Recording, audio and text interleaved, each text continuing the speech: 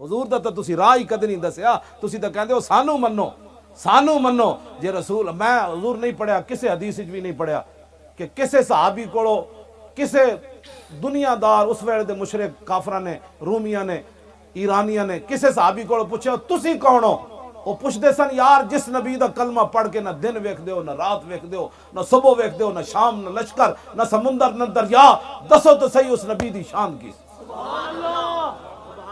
جدو صحابہ گل ہی اپنی کدی نہیں سی کیتی، وہ کہندے انہیں جانا انہیں مانا۔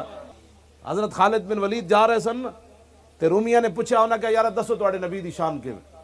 خالد بن ولید فرمان لگے ایک اور صحابی نو کہ اے تانوں دس دین۔ انہاں کہا نا نا نا، سوال تواڈے کولوں کیتا ہے سیف اللہ تسی ہو، تسی دسو تواڈے نبی دی کی شان ہے؟ خالد بن ولید ایک کو جملہ فرمایا ٹائم کوئی نہیں، میں اگے جانا ہے، المرسل علی قدر المرسل، وہ تو بھیجنے والے کی شان بن کر آئے۔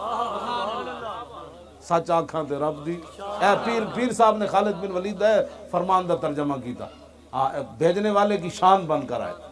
پرواز میں مدحت شاہ جب میں آؤں، تارش پر فکر رسا سے جاؤں، مضمون کی بندش تو میسر ہے رضا، کافی کا درد دل کہاں سے لاؤں۔